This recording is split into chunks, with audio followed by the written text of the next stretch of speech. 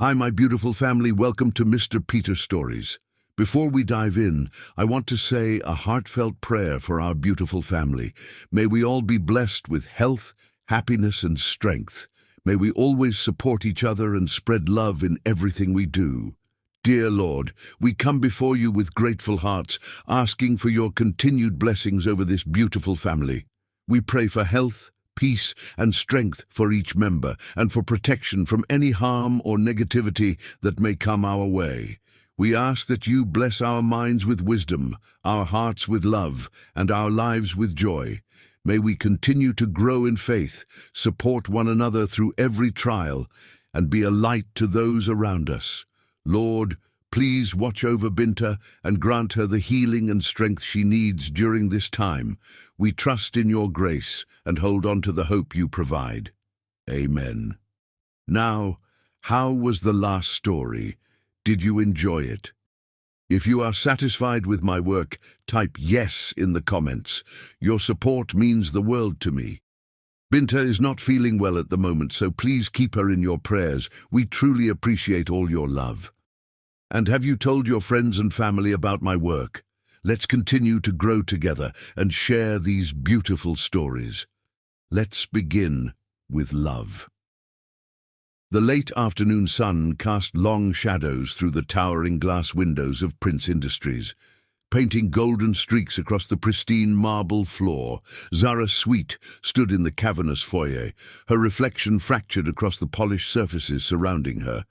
Her hands trembled slightly as they clutched the leather portfolio, a weight far heavier than its physical presence suggested. Inside that portfolio lay the evidence of her stepfather, Andrew Simmons' betrayal, detailed financial records showing nearly $2 million systematically drained from the company's charitable foundation. Each document represented another crack in the foundation of her world, another thread in the web of lies that had ensnared her family. The security guard at the desk kept glancing her way, perhaps noting how she seemed out of place in her simple navy dress among the parade of power suits and designer wear. Zara had spent her last savings on this outfit, knowing this meeting could determine not just her future, but her father's fate as well. She reached up to touch the small silver locket at her throat, her mother's final gift before passing away 6 years ago. The familiar gesture brought little comfort today. "Miss Sweet," the executive assistant's voice cut through her thoughts. "Mr. Prince will see you now." Zara followed the clicking of the assistant's heels across the lobby, each step echoing like a countdown. The elevator ride to the 50th floor was silent, save for the soft hum of machinery and the pounding of her heart. She caught glimpses of her reflection in the mirrored walls, dark eyes wide with apprehension, coffee-colored skin pale with anxiety, and her normally confident posture betraying her fear. The elevator opened directly into a reception area that seemed designed to intimidate. Modern art pieces worth more than her yearly salary adorned the walls, while a massive abstract sculpture dominated the center of the room. The message was clear. This was the domain of power, of wealth, of influence far beyond her world. "Right this way," the assistant directed, leading her to a set of imposing double doors. Ashwell Prince's office was somehow both exactly what she expected and completely surprising. The space was vast, with floor-to-ceiling windows offering a panoramic view of the city below. But rather than the ultra-modern aesthetic of the reception area, the office held an unexpected warmth. Rich wooden furniture, leather-bound books, and what appeared to be local artists' works created an atmosphere that was powerful yet approachable. The man himself stood with his back to the door, gazing out at the city he'd helped shape. At 35, Ashwell Prince had become legendary in business circles for building an empire from nothing. The gossip columns painted him as ruthless, brilliant, and impossibly demanding. They hadn't mentioned how he would make her heart skip a beat. He turned at their entrance, and Zara felt the full force of his presence. Tall and broad-shouldered, he carried himself with the easy confidence of someone who never questioned their place in the world. His charcoal suit was impeccably tailored, but it was his eyes that captured her attention, deep brown and startlingly perceptive. "Miss Sweet," he said, his voice deeper than she'd imagined. "Please, have a seat." The assistant disappeared, closing the doors behind her with a soft click that seemed to seal Zara's fate. She perched on the edge of one of the leather chairs facing his desk, clutching the portfolio like a shield. "I understand you have something urgent to discuss." Prince settled into his chair, studying her with an intensity that made her skin tingle. Zara swallowed hard, trying to find her voice. The carefully prepared speech she'd rehearsed all morning evaporated under his gaze. "Mr. Prince, I'm here about the Foundation's missing funds." His expression didn't change, but something shifted in his eyes. "Continue." With trembling fingers, Zara opened the portfolio and began laying out documents on his desk. Bank statements, transfer records, falsified reports, the paper trail of destruction her stepfather had left in his wake. $2 million, she said softly, systematically diverted over the past 18 months.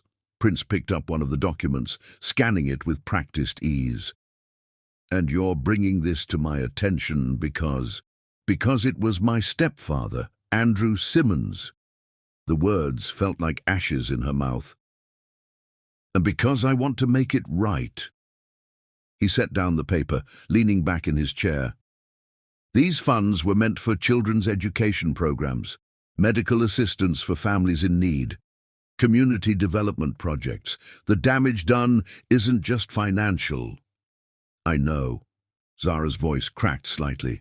"I teach at one of the schools that receives foundation support. I've seen firsthand the difference these programs make."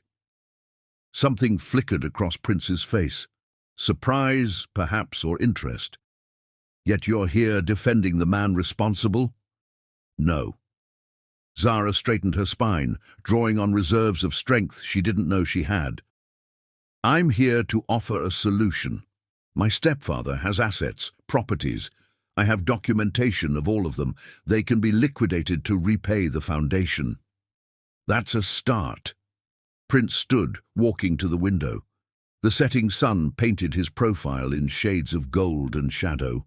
"But it doesn't address the breach of trust, the foundation's reputation, the potential scandal if this becomes public." Zara's heart sank. She'd known it wouldn't be simple, but hearing him say it made it real. "Please," she whispered, her voice thick with unshed tears. "I'll do anything to protect my father. He's sick. His heart. The stress of arrest, imprisonment. It would kill him." Prince turned back to her, his expression unreadable. "Anything?" The word hung in the air between them, heavy with possibility and danger. Zara met his gaze steadily, despite the fear coursing through her veins. "Within legal and ethical bounds, yes. I'm not here to trade one wrong for another." A ghost of a smile touched his lips. "Admirable principles, Miss Sweet. But what exactly are you offering?" "My time, my skills. I can work to repay the debt, nights, weekends, whatever it takes." She gestured to the documents on his desk.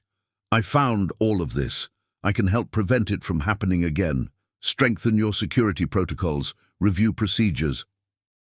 An interesting proposal. Prince returned to his desk but remained standing, his presence looming over her. "But I have plenty of accountants and security consultants. What makes you unique?" Zara stood as well, refusing to be intimidated. "Because I care. About the Foundation's mission, about the people it helps, about making things right." She took a deep breath. "And because I'm willing to do whatever it takes to protect my family while ensuring justice is served." Prince studied her for a long moment, and Zara felt as though he was seeing straight through to her soul. Finally, he spoke. 3 nights. "I'm sorry?"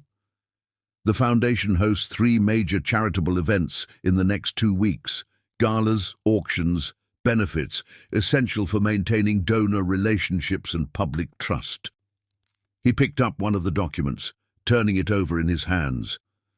Attend them with me. Help demonstrate that all is well with the foundation. Your presence as someone connected to both sides of this situation could help smooth over any concerns that might arise. Zara's mind raced. It wasn't what she'd expected, but it seemed almost too simple. And in exchange? In exchange, we keep this matter private. Your stepfather makes restitution through asset liquidation, as you suggested. No criminal charges, no public scandal. His eyes locked with hers. But Miss Sweet, understand this. If you agree, you must commit fully to the role. These events require sophistication, charm, the ability to navigate complex social waters while maintaining absolute discretion. The implications were clear. She would have to play the part of someone from his world, someone worthy of being seen on Ashwell Prince's arm. The challenge was enormous, but the stakes were even higher. Do we have a deal? Prince extended his hand across the desk. Zara looked at his offered hand, then back to his face. In his eyes, she saw something unexpected, not the coldness of a businessman making a transaction, but a flicker of something warmer, more human. It gave her hope that perhaps this arrangement could be survived with her dignity intact. She placed her hand in his, trying to ignore the spark of electricity that shot through her at the contact. We have a deal, Mr. Prince. His fingers closed around hers, warm and strong. Ashwell, please. If we're to carry this off convincingly, we should at least be on a first-name basis. Ashwell, she repeated softly, the name feeling intimate on her tongue. He released her hand, but the warmth lingered. My assistant will contact you with the details. The first event is tomorrow night. He paused, then added, Don't worry about attire. Everything will be arranged. Zara gathered her documents with trembling fingers, her mind already spinning with the implications of what she'd agreed to. As she reached the door, his voice stopped her. Zara. She turned back, startled by his use of her first name. He was watching her with that same unreadable expression. You're either very brave or very foolish to come here today. I'm curious to find out which. She met his gaze one last time. Maybe I'm both. The ghost of a smile returned to his lips. Maybe you are. Until tomorrow night, then. Zara left his office on unsteady legs, the weight of the portfolio replaced by the weightier burden of their agreement. As the elevator descended, she caught her reflection again in the mirrored walls. The same woman looked back at her, but something had changed. In her eyes was a mix of fear and determination, of desperation and hope. She touched her mother's locket again, drawing strength from the familiar metal. I'll make this right, she whispered to her reflection, whatever it takes. The marble foyer seemed different on her way out, the golden sunlight replaced by the deep blues of approaching evening. As she stepped out into the cooling air, Zara felt the first stirrings of something unexpected beneath her anxiety and fear, curiosity about the man she'd just met, and the 3 nights that lay ahead. What she couldn't know then was how those 3 nights would change everything, her world, her heart, and the very course of her life. Chapter 2. The first evening. The dress arrived at precisely 3 p.m., carried by a white-gloved courier who handled the garment bag as if it contained spun gold. Zara's hands trembled as she unzipped it, revealing a creation that took her breath away. The gown was midnight blue, the color of dreams and distant stars, with delicate beading that caught the light like dewdrops at dawn. A note accompanied the dress, written in bold, precise handwriting. For tonight's Children's Hospital benefit, a car will arrive at 7 a.m. In her tiny apartment bathroom, she spent hours preparing, trying to transform herself into someone worthy of such finery. Her natural curls she styled into an elegant updo, letting a few tendrils frame her face. The dress fit as if it had been made for her, which, she realized with a start, it probably had been. At exactly 7 p.m., a sleek black car pulled up outside her building. The driver opened the door, revealing Ashwell Prince sitting inside, his tuxedo making him even more devastatingly handsome than he'd been in his business suit. He stood as she approached, his eyes widening slightly as he took in her appearance. "You look—" He paused, seeming to search for the right word. "Perfect." The simple compliment sent warmth spreading through her chest. "Thank you," she murmured, accepting his hand as she slid into the car. "The dress is beautiful." "The dress is merely a frame," he replied, his voice low. "You're the masterpiece." The ride to the benefit was filled with soft tension, like the air before a storm. Ashwell briefed her on the evening ahead, key donors she would meet, the Foundation's recent achievements, the delicate politics of philanthropy. Zara absorbed it all, determined not to let him down. "Remember," he said, as they approached the venue, "tonight isn't about the money that was taken. It's about the children we're helping." His use of "we" wasn't lost on her. "I understand." The Children's Hospital benefit was being held at the city's most prestigious hotel, its grand ballroom transformed into a glittering wonderland. Crystal chandeliers cast rainbow light across the crowd, while soft classical music wove through the air. Zara felt the weight of eyes upon them as they entered, Ashwell's hand resting lightly at the small of her back. "Ashwell!" A woman in her 60s approached, dripping in diamonds and goodwill. "We were beginning to think you wouldn't make it." "Mrs. Blackwood," Ashwell smiled warmly.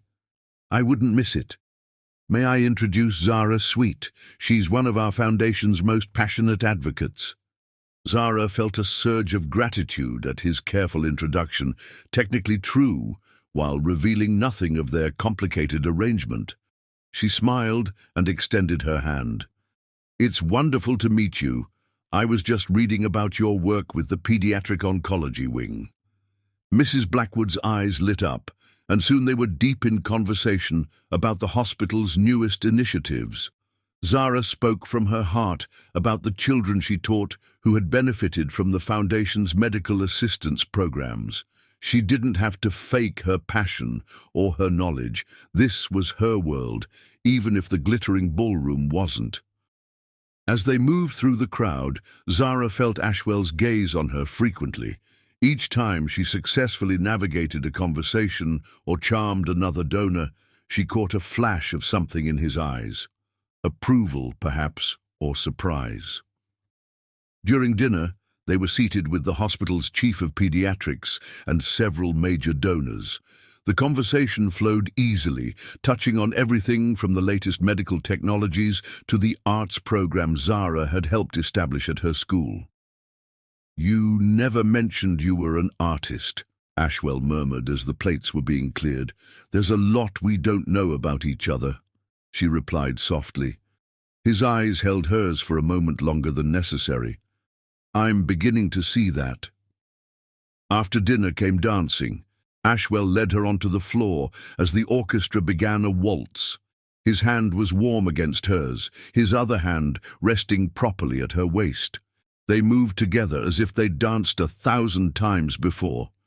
"You're full of surprises," he said as they twirled past other couples. "Where did you learn to dance like this?" "My mother," Zara answered, a bittersweet smile touching her lips. "She believed every girl should know how to waltz. We practiced in our living room, counting steps while my father played old records." "Tell me about her," Ashwell said, his voice gentler than she'd ever heard it. So she did. As they danced, Zara shared stories of her mother's strength, her creativity, her unwavering belief in education as the key to a better future. She spoke of the illness that took her too soon and how Andrew Simmons had entered their lives afterward, promising to take care of them. "You were young," Ashwell observed. "Too young to see what kind of man he really was." "My father was drowning in grief and medical bills," Zara said quietly. Andrew seemed like an answer to prayer. By the time we realized the truth. She trailed off, the weight of recent events pressing down on her. Ashwell's hand tightened slightly at her waist. "You're not responsible for his actions, aren't I? I saw the signs, the late-night phone calls, the mysterious meetings, the way he dodged questions about the foundation's finances. I should have done something sooner." "You're doing something now," he reminded her. "That takes courage." The music changed to something slower, more intimate. Without discussing it, they adjusted their stance, moving closer together. Zara could feel the steady beat of his heart, smell the subtle notes of his cologne. "May I show you something?" he asked as the song ended. At her nod, he led her away from the ballroom through a set of French doors that opened onto a private garden. The night air was cool and sweet, fairy lights twinkling in the carefully manicured trees. A fountain burbled nearby, its sound mixing with the muted music from inside. "This garden is my favorite part of the hotel," Ashwell said, leading her along a winding path. "It reminds me of where I started." "What do you mean?" He stopped beside a rosebush, its blooms pale in the moonlight. "My first job was as a gardener's assistant, minimum wage, long hours in the sun. But I learned something valuable. With patience and care, beautiful things can grow in the most unlikely places." Zara studied his profile, seeing beyond the powerful businessman to the young man who had built himself from nothing. "Is that why you started the foundation?" "Partly," he turned to face her. "I know what it's like to need help, to have potential but lack resources. The foundation isn't just charity, it's investment in human potential." "Which makes what Andrew did even worse," Zara said softly. "Look at me." His voice was firm but kind. When she met his eyes, he continued, "Tonight I've watched you champion our cause, connect with donors, inspire people to give more. You didn't just wear a pretty dress and smile, you showed them the real impact of what we do. That matters more than the money your stepfather took." Tears pricked at Zara's eyes. "You're nothing like I expected," she whispered. "Neither are you." His hand came up to brush away a tear that had escaped down her cheek. The touch was feather-light, but sent electricity coursing through her. "When you walked into my office yesterday, I thought I had you figured out. Another society girl trying to fix Daddy's mistakes. I've never been happier to be wrong." They stood there in the moonlit garden, the moments stretching between them like spun glass. Zara was acutely aware of how close they were standing, of the warmth of his hand that had moved to cup her cheek, of the way his eyes seemed to hold entire galaxies. A burst of laughter from the ballroom broke the spell. Ashwell dropped his hand, taking a small step back. "We should return. There are still people you need to meet." Zara nodded, trying to slow her racing heart. As they walked back toward the light and music, she felt different, stronger somehow, more certain of herself. Whatever this arrangement was between them, it had shifted tonight into something more complex than a simple business deal. The rest of the evening passed in a blur of introductions and conversations. Zara played her part perfectly, but she was increasingly aware of Ashwell's presence, of the way his hand would find the small of her back as he guided her through the crowd, of how his eyes sought hers across the room. When the car finally dropped her at her apartment in the early hours of the morning, Zara felt as though she'd stepped out of a dream. But the memory of Ashwell's touch on her cheek, the warmth in his eyes as he'd watched her dance, those felt more real than anything in her regular life. She carefully hung up the beautiful dress, her fingers lingering on the beading. 2 more nights, she reminded herself. 2 more nights to navigate this delicate dance between obligation and attraction, between past and future, between the woman she was and the woman she was becoming. As she finally drifted off to sleep, Zara's dreams were filled with moonlit gardens and the echo of a waltz. In them, she was dancing with a man whose eyes held galaxies and whose touch could make her heart forget every reason why falling for him would be dangerous. The first night was over, but its effects would ripple through all that was to come, changing both of them in ways neither could have predicted. Chapter 3. Unexpected Understanding. The Metropolitan Museum's Grand Hall had been transformed for the Foundation's annual art auction. Paintings and sculptures lined the walls, each piece carefully chosen to represent hope, healing, and humanity's capacity for growth. Zara stood before a particularly striking canvas, losing herself in the swirls of color that seemed to pulse with their own inner light. This evening's gown was emerald green silk that whispered against the marble floor as she moved. Unlike the previous night's fairy tale elegance, this dress spoke of sophistication and subtle power. Her hair fell in soft waves down her back, and the only jewelry she wore was her mother's locket. Ashwell had specified that the auction's focus should be on the art, not the attendees. "That's one of my favorites," Ashwell's voice came from behind her, sending a shiver down her spine. "The artist was one of our first grant recipients." Zara turned to face him, taking in how the classic black tie attire seemed to have been invented for him. "Tell me about them," she said softly. "Maya Chen. She was 16, living in a shelter with her mother after escaping an abusive situation." He moved to stand beside her, both of them facing the painting. "The Foundation provided art supplies, therapy, education. Now she's teaching at the Art Institute and mentoring other young artists." The colors. Zara traced the air in front of the canvas, following a particularly vibrant streak of blue. "They're like emotions, made visible." That's exactly what she said when she donated it. Ashwell watched her hand move through the air. "You understand art." "I understand the need to create beauty from pain." She lowered her hand, feeling his eyes on her profile. "Sometimes it's the only way to survive." The moment stretched between them, heavy with unspoken understanding. Then the curator approached, breaking their private bubble with logistics about the evening ahead. Zara listened carefully as the woman explained the auction procedures and highlighted key pieces they should promote to specific donors. "Miss Sweet will be assisting me with the contemporary section," Ashwell informed the curator. "She has quite an eye for emerging artists." The curator's eyebrows rose slightly, but she recovered quickly. "Of course, the Rothman Group is particularly interested in that category. They're looking to donate a significant amount tonight." As they moved through the growing crowd, Zara felt more confident than she had at the previous evening's benefit.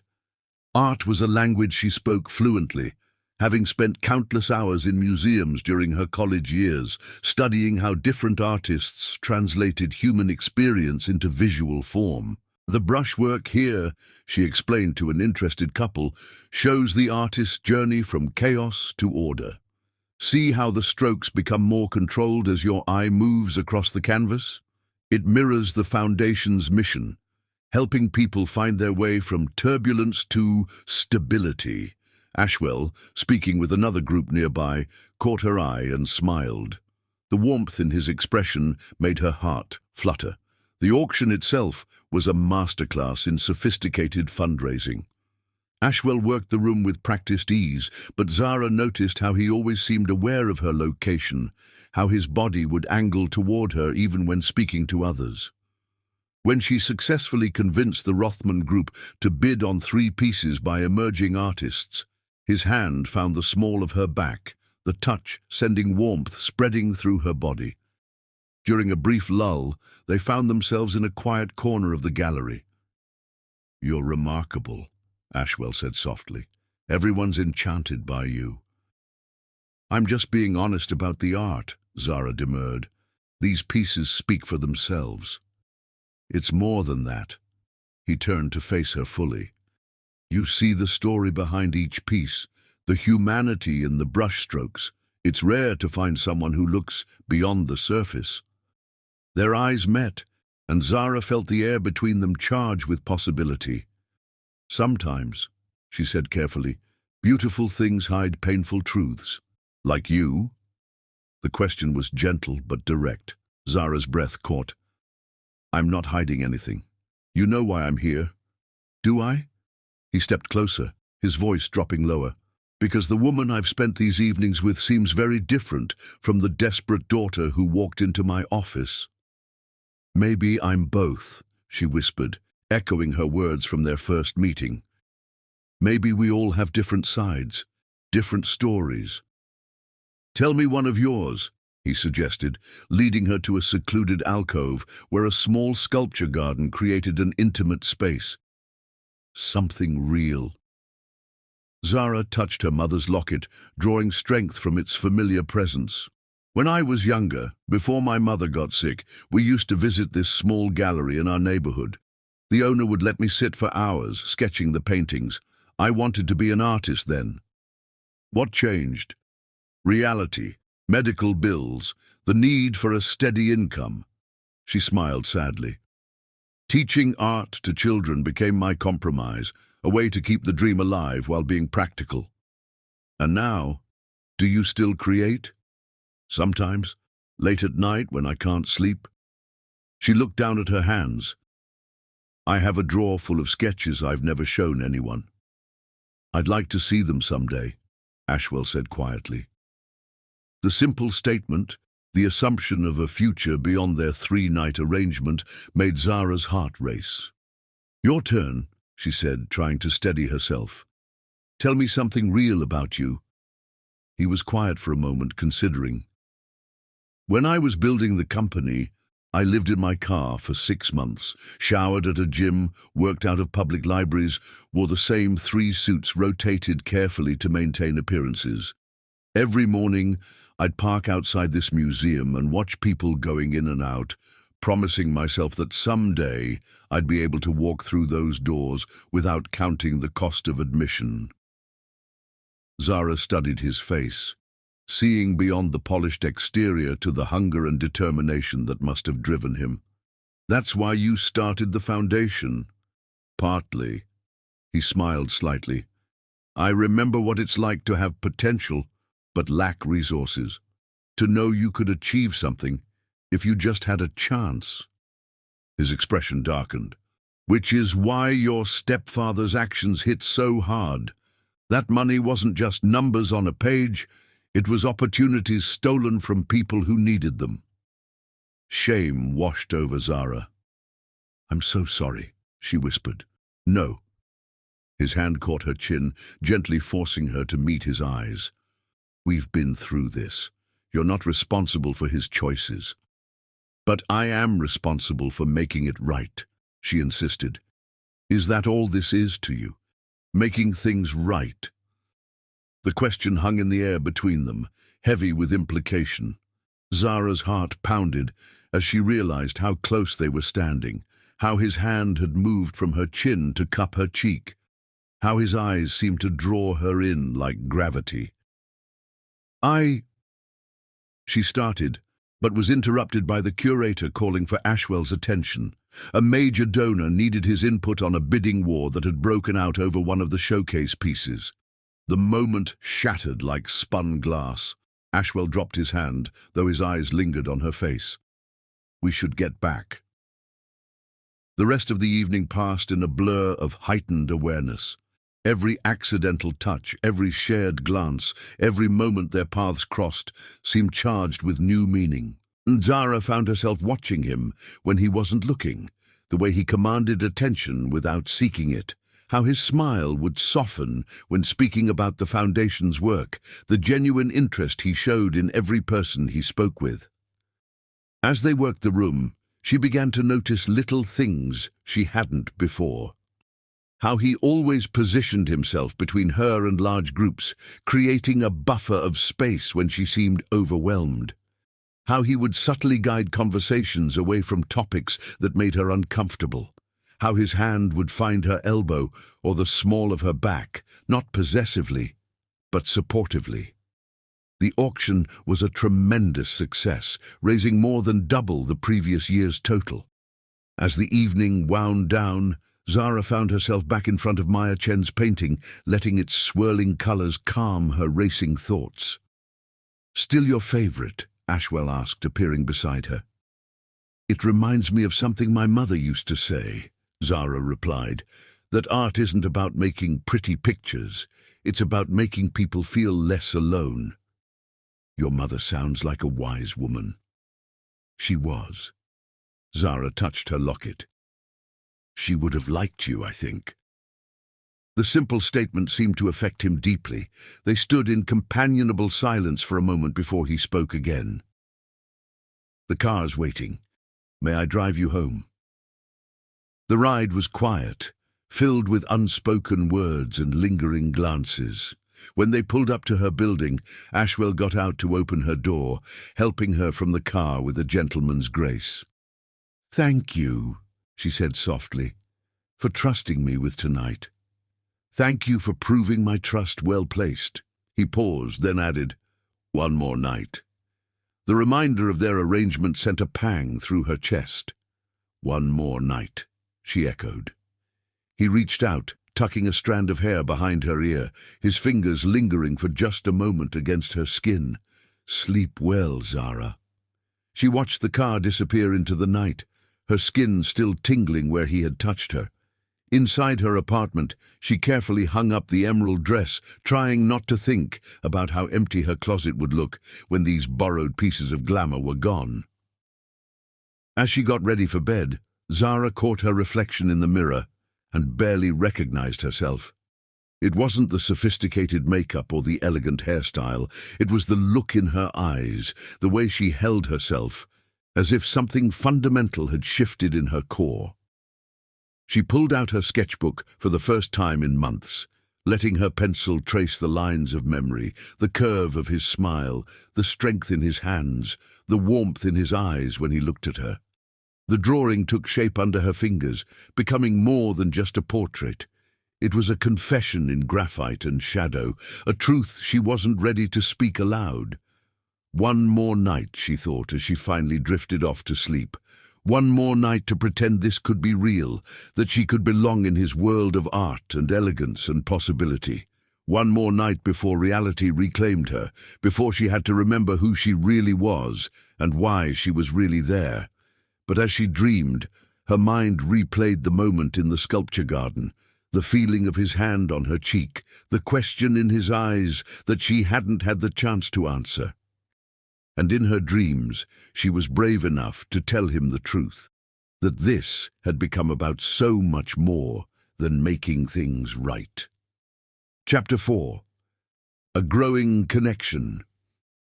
The symphony hall glowed like a jewel in the evening light, its classical architecture a testament to timeless beauty. Inside, the atmosphere crackled with anticipation, not just for the night's performance, but for what it represented. This was the final evening of Zara and Ashwell's arrangement, and both felt the weight of ending hovering over them like a shadow. Tonight's gown was different from the others, a deep burgundy creation that seemed to capture and hold the light, making Zara appear to glow from within. Her hair was styled in an elegant chignon, exposing the graceful line of her neck. When she'd seen herself in the mirror, she hardly recognized the sophisticated woman looking back at her. The car ride to the symphony had been quieter than usual, filled with unspoken words and stolen glances. Ashwell looked particularly handsome in his tuxedo, but there was a tension in his jaw that hadn't been there before. Several times he seemed about to speak, only to fall silent again.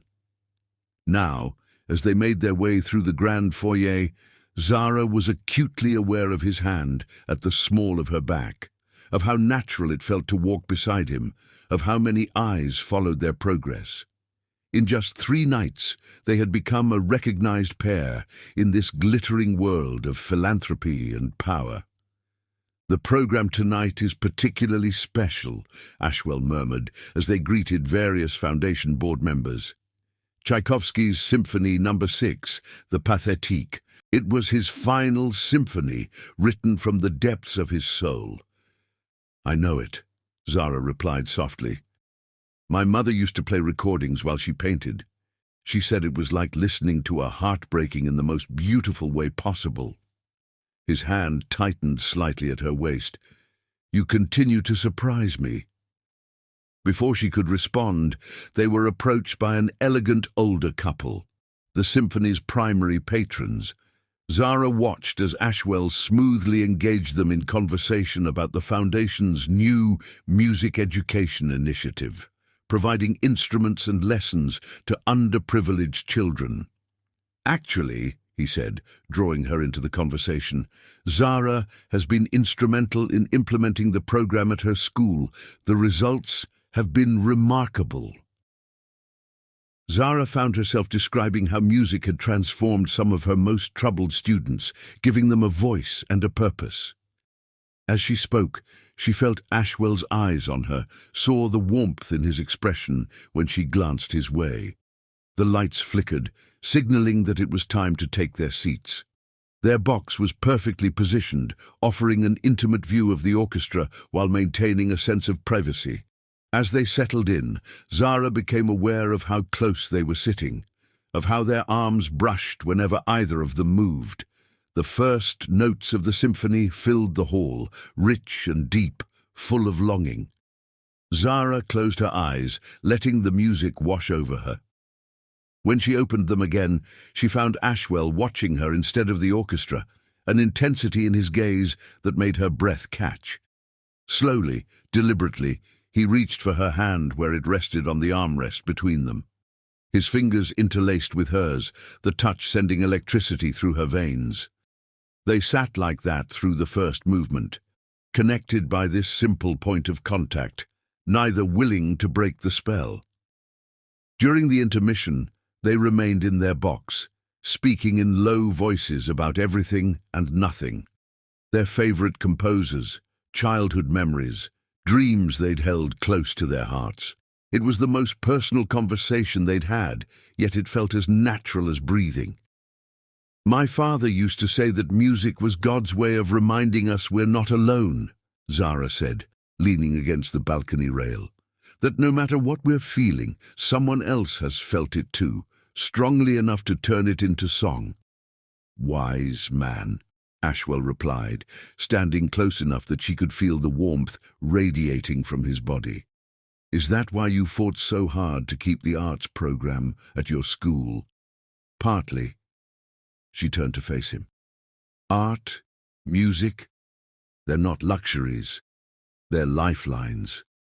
Sometimes they're the only way to express what's too big for words. Like what you're feeling right now." His voice was soft, his eyes searching hers. Zara's heart thundered in her chest. "I dot." Her phone buzzed in her clutch, the harsh intrusion of reality breaking the moment. She glanced at the screen and felt her blood run cold. 3 missed calls from Andrew. Ashwell noticed her change in expression immediately. "What is it?" "My stepfather," she whispered, her hand trembling slightly as she put the phone away. "He's been calling." "Has he been pressuring you about our arrangement?" "No, I haven't told him the details, but he keeps asking questions, wanting to know if everything's taken care of." She wrapped her arms around herself, suddenly chilled despite the warmth of the evening. Ashwell stepped closer, his presence solid and reassuring. "You don't have to deal with him alone anymore." "Don't I?" She looked up at him, vulnerability clear in her eyes. "After tonight our arrangement is over. You've been more than generous, giving me this chance to make things right. But let's not pretend it's more than what it is." "And what exactly do you think this is?" He caught her chin gently, forcing her to maintain eye contact. "Because from where I'm standing, it stopped being just an arrangement somewhere between your passion for art and the way you light up when talking about your students." The second movement began below, the music swelling with hope and yearning. Zara felt tears pricking at her eyes. "Please don't," she whispered. Don't make this harder than it has to be. Stay for one more evening, he said suddenly. Not for any deal or arrangement, just because you want to. The invitation hung in the air between them, full of possibility and danger. Before Zara could respond, they were interrupted by the return of other patrons to nearby boxes. The moment shattered, leaving them both aching with words unsaid. The rest of the performance passed in a haze of emotion, the music seeming to express everything they couldn't say.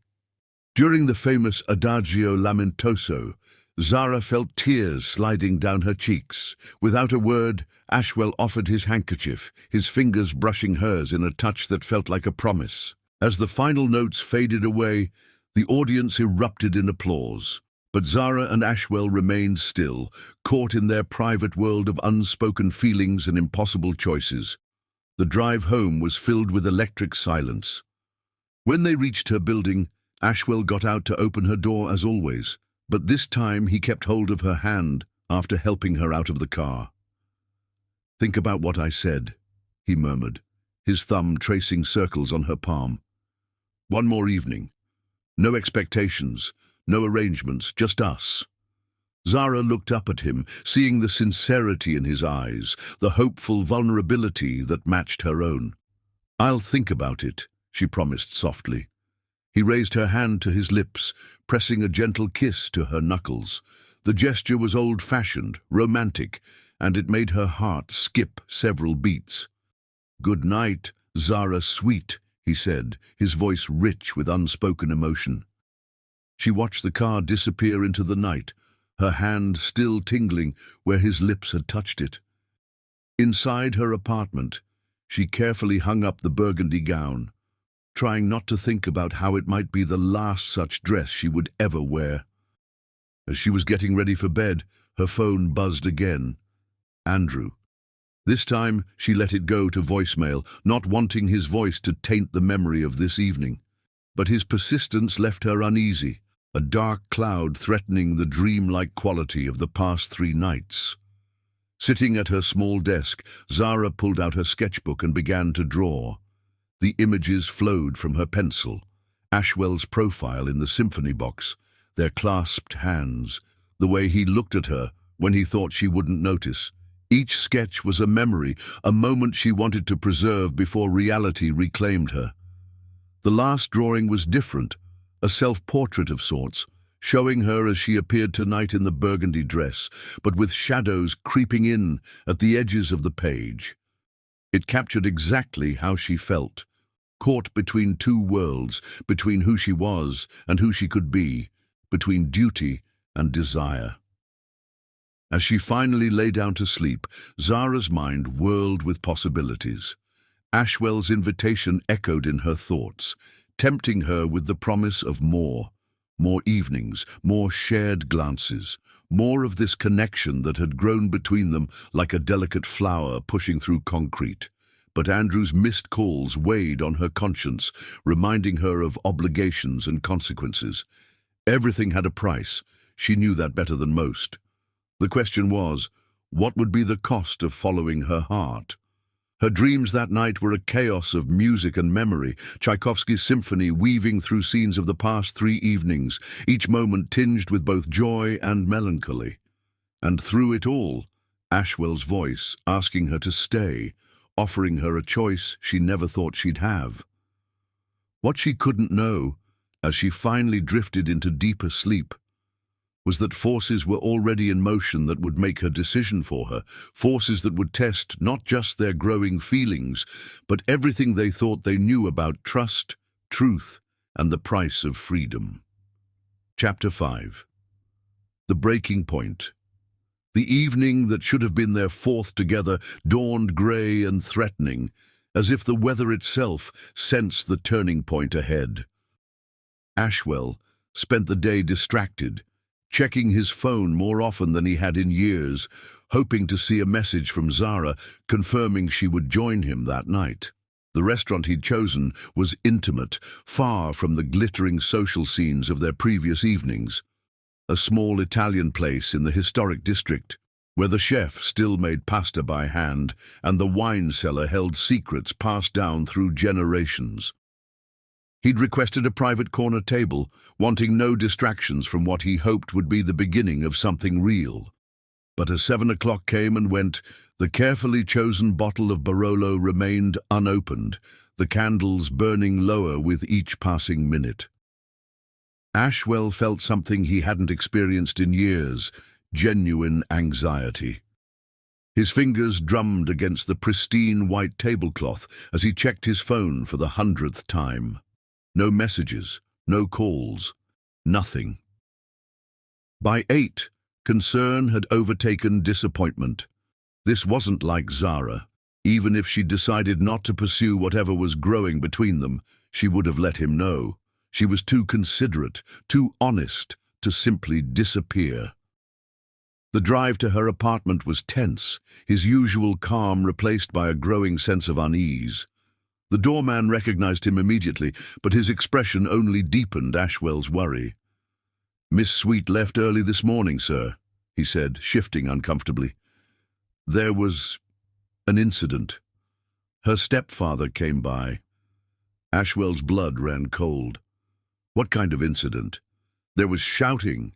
I was about to call the police, but she left with him. Said everything was fine, but—" The doorman hesitated. "She didn't look fine, sir. The elevator ride to her floor felt endless." Ashwell's mind raced through possibilities, each worse than the last. When he reached her door, he knocked firmly, calling her name. Silence answered. He was about to turn away when he heard movement inside. The door opened to reveal Andrew Simons, his expensive suit wrinkled, his eyes glassy with what might have been alcohol or something worse. "Well, well," Andrew drawled, leaning against the doorframe, "if it isn't the knight in shining armor himself." "Where is she?" Ashwell's voice was deadly quiet. "Not here." Andrew's smile was sharp-edged and mean. "But don't worry, she's safe, for now." "What do you want?" Andrew straightened, dropping the artificial pleasantness. "What I've always wanted, money. You've been generous with my stepdaughter, Prince. Very generous. Those lovely dresses, those glamorous evenings. She told me all about it. She would never—" "No?" Andrew pulled out a phone, Zara's phone, Ashwell realized with a sinking feeling. "She didn't have to. I've been watching. 3 nights of playing Cinderella at your fancy parties, but now the clock has struck midnight, and it's time to talk business." Ashwell's hands clenched at his sides. "The Foundation's agreement was with Zara, not you." "About that agreement." Andrew's smile turned predatory. "I'm proposing a renegotiation. Your little arrangement with Zara, consider it terminated. If you want to see her again, we'll need to discuss new terms." "You're blackmailing me." "Blackmail is such an ugly word." Andrew examined his manicured nails. "I prefer to think of it as a business opportunity. After all, what would your board of directors think if they knew you'd been entertaining a young woman in exchange for covering up financial misconduct? The scandal would be devastating." "Where is she?" Ashwell repeated, his voice tight with controlled rage. "Safe, as I said, and she'll stay that way as long as we come to an understanding." Andrew pulled an envelope from his jacket. "My terms are simple. $5 million transferred to an offshore account. Once the money clears, Zara goes free, and this whole unfortunate situation disappears." Ashwell took the envelope but didn't open it. "How do I know she's really safe?" Andrew pulled out Zara's phone again, scrolled for a moment, then held it up. The photo showed Zara in what appeared to be a small room, her face tear-stained but defiant. The timestamp showed it was taken just hours ago. "You won't get away with this," Ashwell said quietly. "I already have." Andrew's confidence was absolute. "You have 24 hours to make the transfer. I'll text you the details from this phone. And Prince?" His eyes hardened. "Don't try anything clever. Zara's safety depends entirely on your cooperation." The door closed in Ashwell's face, leaving him alone in the hallway with the envelope and a storm of emotions he hadn't felt in years. Rage, fear, guilt, but underneath it all a cold, calculating determination. Back in his car, he opened the envelope. Inside were banking details and a typed note reiterating the threats. But there was something else. A small piece of paper that had fallen into his lap. He recognized Zara's handwriting immediately. "Don't trust him. Storage Unit 247. Be careful." The note was smeared as if written in haste, but it was unmistakably hers. Ashwell started the car, his mind already formulating plans. Andrew might think he held all the cards, but he had underestimated two very important things: Ashwell's resources and Zara's intelligence. The next few hours were a blur of activity. Calls were made, surveillance footage was reviewed, and pieces of a puzzle began falling into place. Andrew's desperation wasn't just about money, it was about survival. His gambling debts went far deeper than the foundation theft, and the people he owed weren't known for their patience. By midnight, Ashwell had a clearer picture of what they were dealing with. The storage facility was easy to find, one of those anonymous places on the outskirts of the city. Unit 247 was registered to a shell company that took only minutes to trace back to Andrew. But timing was crucial. If Andrew suspected his plan was unraveling, Zara could be in even more danger. Every move had to be calculated, every contingency planned for. In his office, surrounded by the evidence of his success, Ashwell felt a deeper truth settling into his bones. The past 3 nights hadn't been an arrangement or a business deal. They'd been an awakening, showing him what was missing in his carefully constructed world. He picked up his private phone and made one final call. "It's time," he said simply. "Put everything in motion." As dawn approached, storm clouds gathered over the city. In a small room somewhere, Zara waited, holding on to hope and the knowledge that she'd managed to leave a clue. And in his office, Ashwell Prince prepared for battle, not with the weapons of the business world, but with something far more powerful, the determination of a man who had finally found something worth fighting for. The next 24 hours would change everything. Lives would be transformed, truths would be revealed, and the price of freedom would finally be paid, not in money, but in courage, trust, and the kind of love that breaks all chains. Thunder rolled in the distance as Ashwell checked his watch one last time. The countdown had begun, and with it the real test of what had grown between him and Zara in those 3 magical nights. This was no longer about arranged evenings or social obligations. This was about protecting someone who had become more precious to him than any business deal or social standing. In the growing storm, he allowed himself one moment of pure emotion, remembering Zara's smile, the way her hand felt in his, the depth of understanding in her eyes when she looked at him. Then he locked those feelings away, letting cold determination take their place. Andrew Simons had no idea what he'd awakened. Not just a wealthy businessman, but a man who had found something worth any price to protect. The game was about to change, and Ashwell Prince was playing for keeps. Chapter 6. The Search. The storm that had threatened all night finally broke over the city, rain lashing against the windows of Prince Industries' executive floor. Ashwell stood at the floor-to-ceiling windows, his reflection ghostly against the pre-dawn darkness.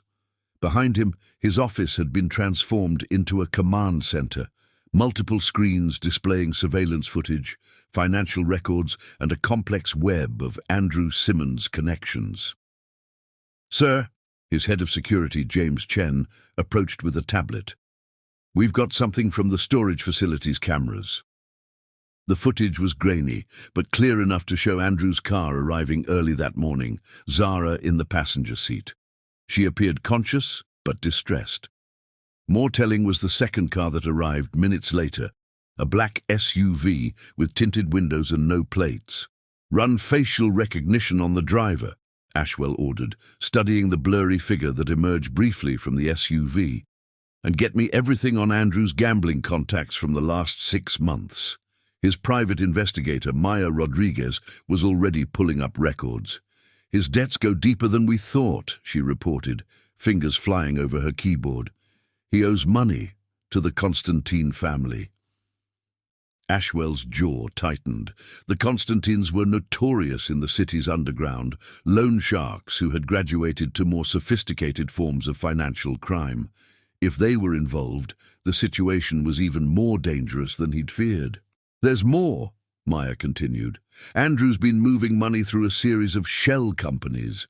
Not just the foundation funds, we're talking tens of millions. He's been running a sophisticated embezzlement scheme across multiple organizations.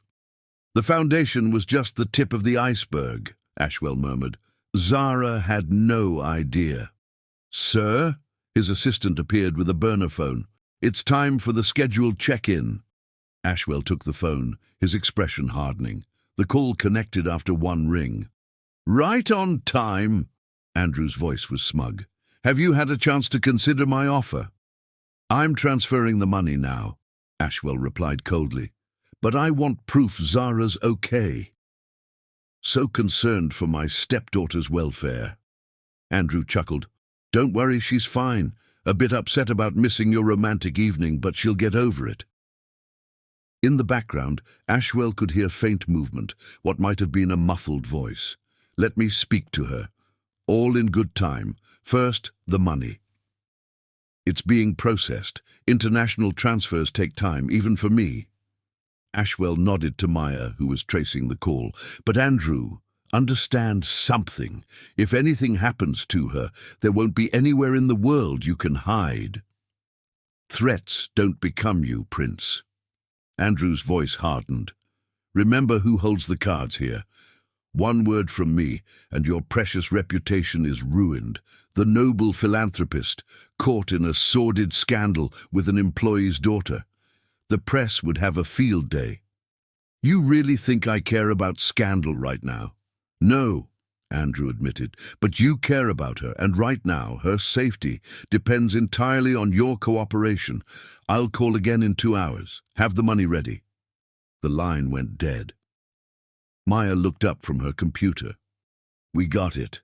Signals coming from the industrial district near the old shipping yards. That's 10 miles from the storage facility, James noted. He's trying to create a false trail. Ashwell turned back to the windows, watching lightning split the sky. Tell me about the storage unit. Unit 247 is on the 2nd floor. James pulled up the facility's blueprints. Limited access points, good visibility of the surrounding area. If Andrew's holding her there, he chose well. No, Ashwell shook his head. Zara's note wasn't telling us where she is. It's telling us where to find something else. Something Andrew doesn't know about.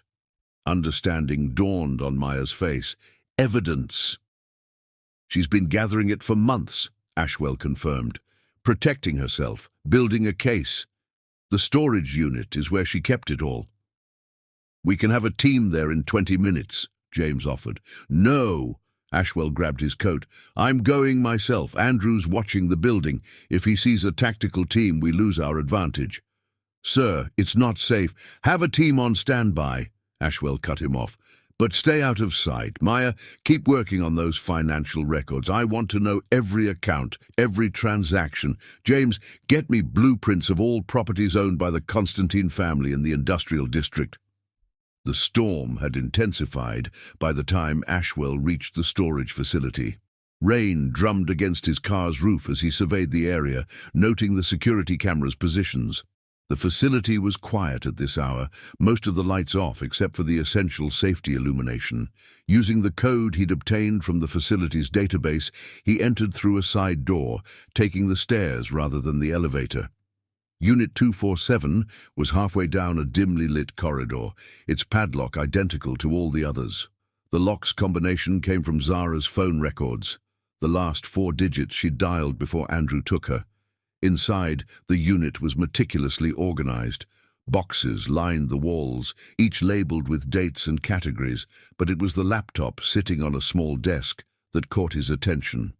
The password prompt glowed in the darkness. Ashwell smiled slightly, remembering their conversation in the museum garden. He typed, "Beauty from pain." The screen came to life, revealing folders upon folders of documented evidence. Financial records, photographs, audio recordings. Zara had been thorough, but it was a video file dated just 2 days ago that made his breath catch. Zara's face filled the screen, her expression determined despite the fear in her eyes. "If you're watching this, something's gone wrong. Andrew's been embezzling for years, not just from the foundation. The evidence is all here, organized by date and company. But that's not the worst of it." She glanced over her shoulder before continuing. "He's working with the Constantines, helping them launder money through legitimate businesses. I have proof, account numbers, recordings, everything." The video ended with Zara looking directly into the camera, her voice soft but strong. "Ashwell, if you find this, I'm sorry. I wanted to tell you everything, but I needed to be sure. Please be careful. Andrew's desperate, and desperate men are dangerous." Thunder crashed outside as Ashwell copied the files to a secure drive. His phone buzzed. Maya had sent the location of 3 Constantine properties in the industrial district. One was an abandoned warehouse near where they'd traced Andrew's call. Back in his car, Ashwell connected with his team. "Maya, send everything we just found to the FBI's Financial Crimes Division. James, get your team in position around the warehouse, but do not move in. Andrew's not working alone, and we can't risk Zara's safety." The rain was easing as he drove toward the industrial district, his mind racing through scenarios and contingencies. The pieces were falling into place, but the next few hours would be critical. One wrong move could have devastating consequences. His phone rang, the burner phone. Andrew was calling early. "Change of plans?" Andrew's voice was tense, agitated. "The money, now, no more delays." "What's wrong, Andrew?" Ashwell kept his voice calm. "Your friend's getting impatient." A pause, then a curse. "You've been busy. Storage Unit 247 sends its regards. You have no idea what you're dealing with." "Actually, I do. The Constantines, the money laundering, all of it. Right now, the FBI is receiving enough evidence to put you away for decades, but we can still deal." "Deal?" Andrew laughed harshly. "What could you possibly offer me now?" "A way out. Money, new identity, clean passport. Enough to disappear before the Constantines realize you've been exposed. All I want is Zara." Another pause, longer this time. In the background, Ashwell could hear voices arguing in Russian.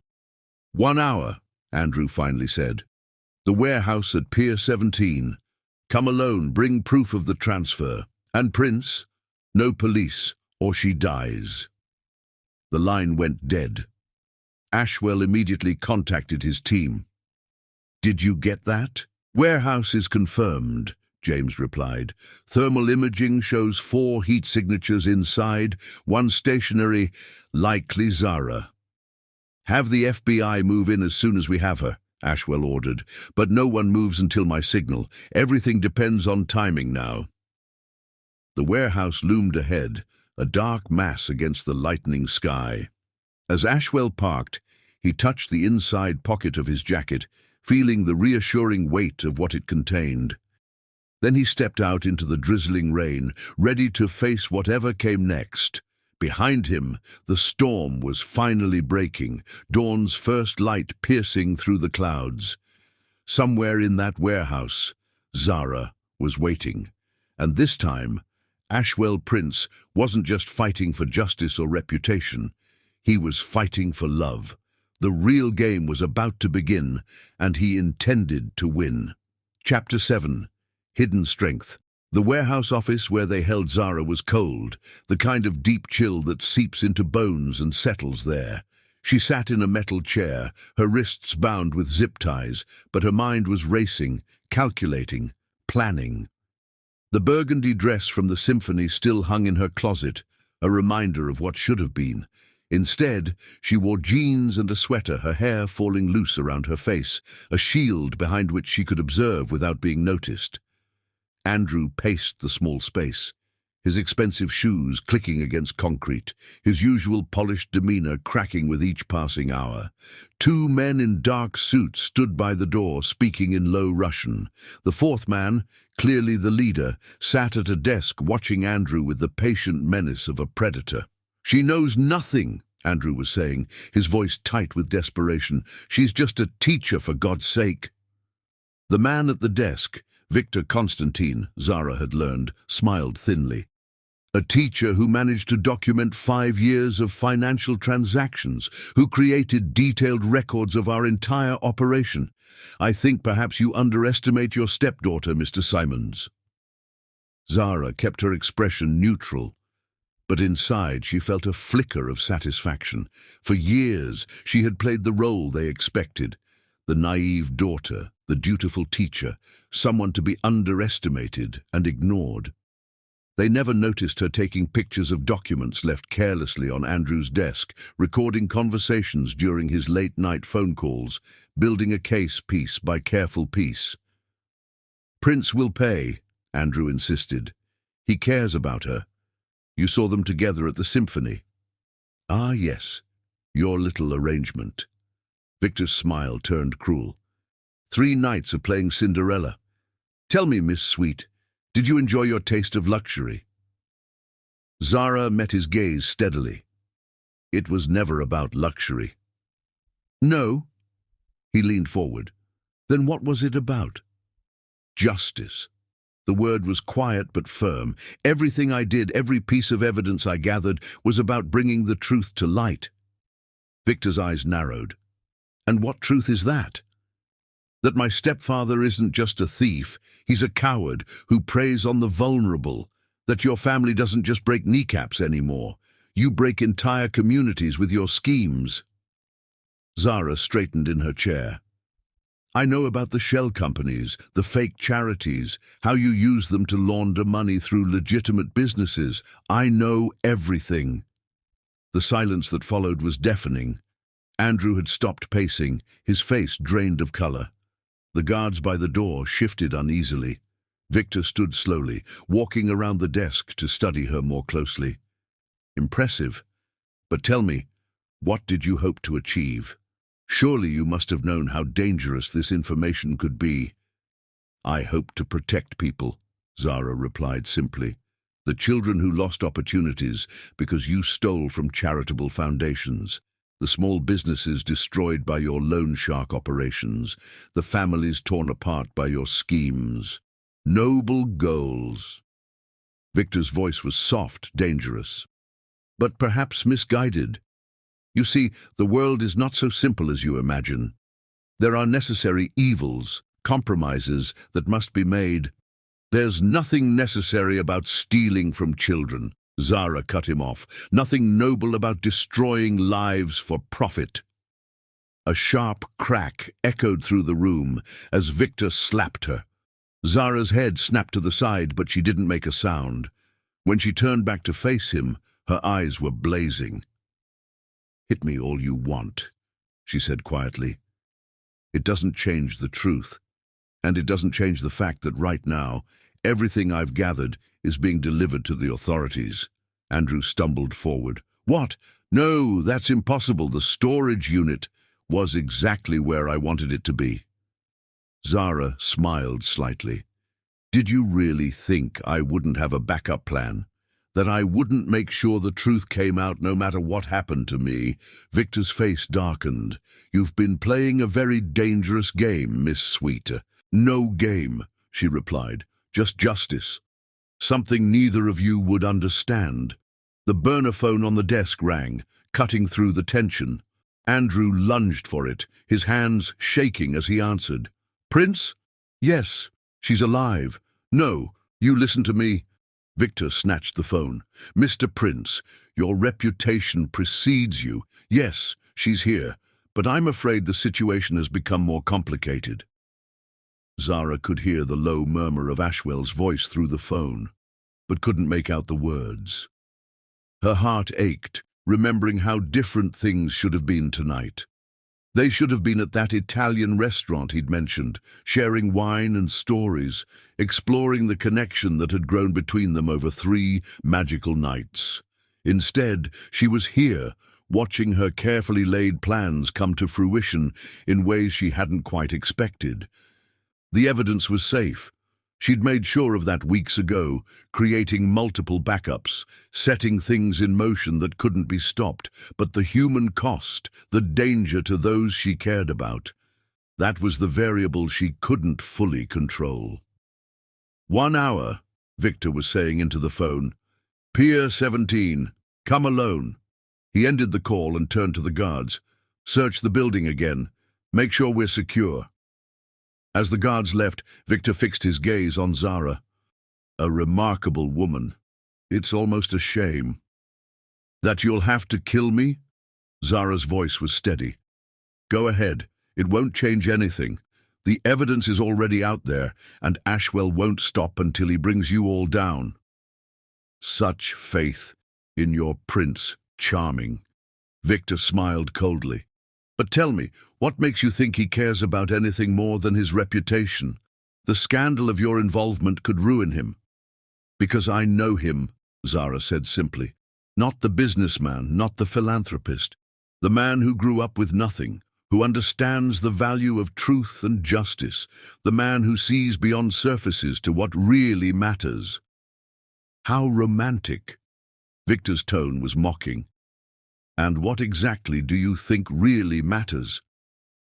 Zara thought of the quiet moments she'd shared with Ashwell, conversations about art and music, dreams and fears, the way he'd looked at her in the symphony box, how his touch had made her feel both safe and electrified. Love, she said softly. Truth. The courage to stand up for what's right, no matter the cost. Pretty words, Victor sneered. But words won't save you. No, Zara agreed, but they remind me why all of this was worth it. Through the high windows, she could see the storm breaking, dawn's first light painting the sky in shades of hope. Somewhere out there, Ashwell was coming. But he wasn't coming to rescue a damsel in distress. He was coming to stand beside a warrior who had already won the most important battle. The truth was out. Justice was in motion. Whatever happened in the next hour, Zara knew she had succeeded in what mattered most. The evidence she'd gathered would bring down not just Andrew's schemes, but an entire criminal empire. Children would have opportunities again. Families would be protected. Communities would heal. And if love waited on the other side of this darkness, well, that would be a victory sweeter than any she could have imagined when she first began this journey. The sound of approaching vehicles echoed through the warehouse. Victor moved to the window, his expression hardening. It seems your prince has arrived early. Zara closed her eyes briefly, touching her mother's locket in her mind. No, she whispered.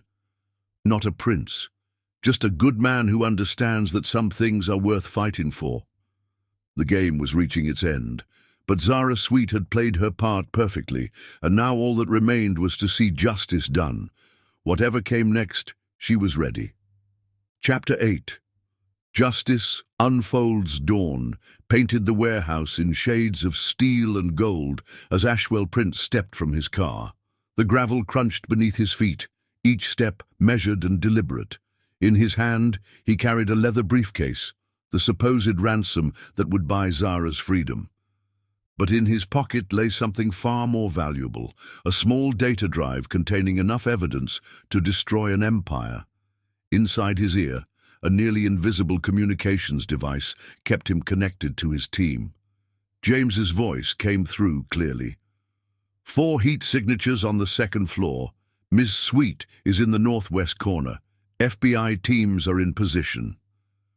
Ashwell didn't respond, couldn't, with Victor's men watching from the windows above. Instead, He walked steadily toward the entrance, his face a mask of careful control.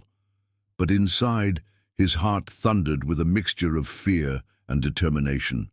Not fear for himself, but for Zara, who had risked everything to expose the truth. The warehouse door opened with a metallic groan. Two men in dark suits waited inside, their weapons not quite concealed beneath their jackets. They patted him down efficiently, finding nothing but the briefcase and his phone, which they confiscated. If they noticed the communications device, they gave no sign. "This way," one of them said in heavily accented English, gesturing toward a rusting staircase. The second floor was dim, despite the growing daylight, shadows clinging to the corners like old secrets. Ashwell followed his escorts down a narrow corridor, past empty offices and abandoned machinery. At the end of the hall, a door stood open, spilling fluorescent light into the gloom. His first glimpse of Zara nearly broke his composure. She sat straight-backed in a metal chair, her hands bound, but her eyes fierce and clear. A red mark bloomed on her cheek where someone had struck her, and Ashwell felt rage surge through his blood. But when their eyes met, he saw something in hers that steadied him, not fear or desperation, but quiet triumph. "Right on time," Victor Constantine said from behind an old metal desk, and looking remarkably calm for a man about to pay $5 million for a woman he's known less than a week. "The money's here." Ashwell placed the briefcase on the desk. "Now let her go." Victor smiled thinly. "Not quite yet. You see, we have a small problem. Your friend here has been quite busy, gathering evidence, documenting transactions, causing all sorts of trouble." "I know." Ashwell's voice was level. "That's why I'm here." "To save her?" Victor's smile widened. "How romantic. But tell me, Mr. Prince, what exactly are you saving her for? A few more nights of playing pretend in your glittering world? Or perhaps something more permanent? A beautiful story for the society pages? The wealthy businessman and the noble teacher who stole his heart? "You don't understand anything about us," Zara spoke for the first time, her voice strong despite her situation. "No," Victor turned to her. "Then enlighten me. What is this great love story that's worth risking everything for?" "It's not about love," Ashwell said quietly, drawing Victor's attention back to him. "It's about justice." In that moment, several things happened at once. A series of explosions rocked the building, flashbangs detonating on multiple floors. The lights went out, plunging the room into chaos. And Ashwell moved with a speed that surprised everyone, especially Andrew Simons, who had been inching toward Zara with desperate intent. The guards reached for their weapons, but FBI teams were already pouring through windows and doors.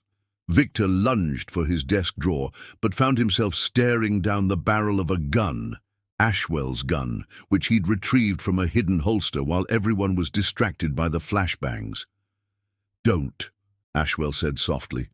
"It's over." Andrew made a final panicked attempt to grab Zara, but she was ready. Despite her bound hands, she drove her elbow back into his solar plexus, then swept his legs out from under him with a move that would have made her self-defense instructor proud. "That," she said, as he wheezed on the floor, "was for every child you stole from." FBI agents swarmed the room, securing Victor and his men. James appeared at Ashwell's side, taking control of Victor while Ashwell rushed to Zara. He cut her bonds with a pocket knife, then gathered her into his arms, his composure finally cracking. "Are you all right?" he whispered against her hair. "I am now." She pulled back slightly to look at him. "You got my message? In the storage unit?" "I got everything." He touched her cheek gently, where the mark was beginning to bruise. "You're incredible, you know that?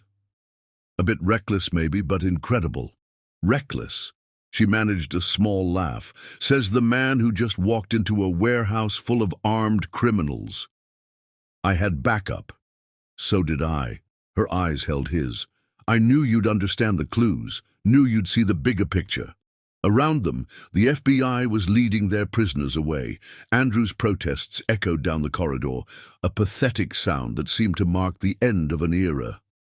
Victor went quietly, but his eyes promised retribution, a threat that held no power now that his empire was crumbling.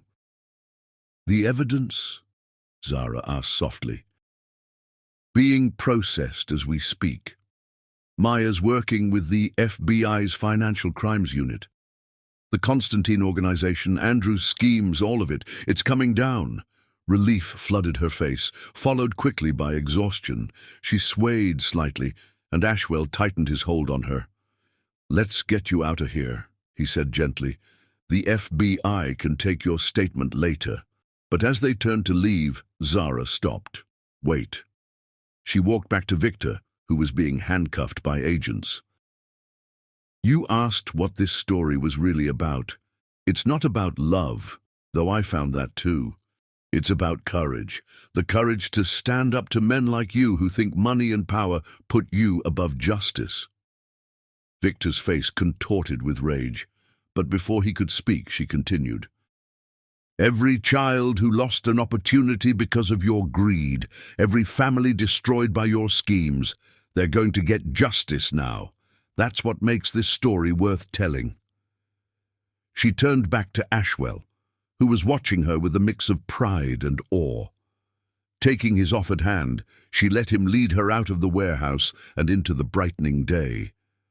Emergency vehicles filled the parking lot, their lights painting the scene in red and blue. FBI agents moved purposefully, processing evidence and securing the area. But Ashwell led Zara past all of it to a quiet spot where the rising sun painted the sky in colors of hope. "What happens now?" she asked softly. "Now?" He turned to face her, his hands coming up to frame her face. "Now we start writing our own story. No arrangements, no pretense, just us."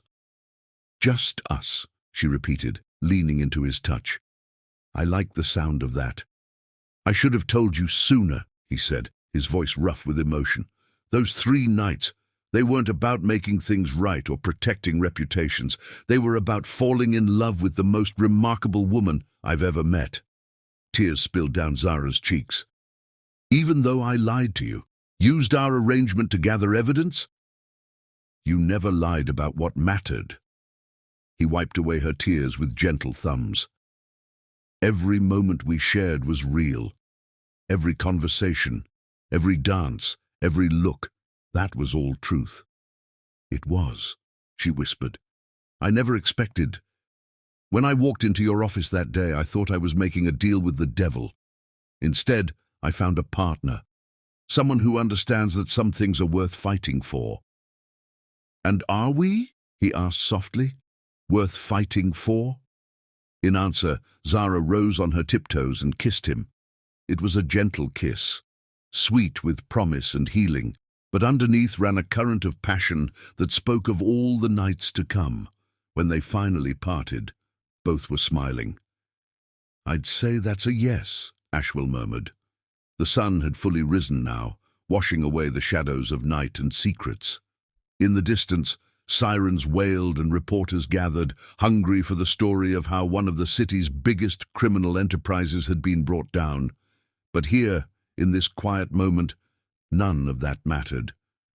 What mattered was the way Zara felt in Ashwell's arms, the future they could see in each other's eyes, and the knowledge that sometimes the greatest love stories begin not with fairy tale magic, but with the courage to fight for what's right.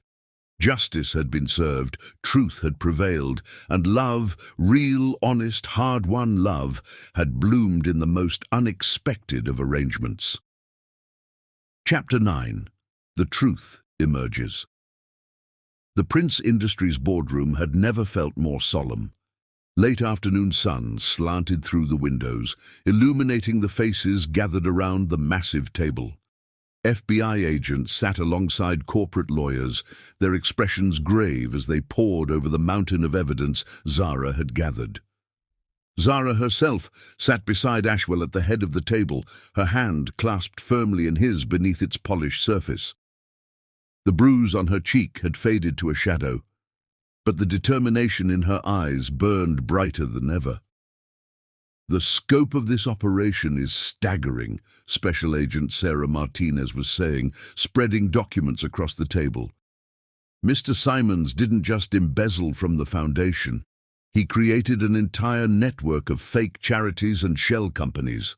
The Constantine family used these to launder money from their illegal operations, making it appear legitimate through a series of carefully structured donations."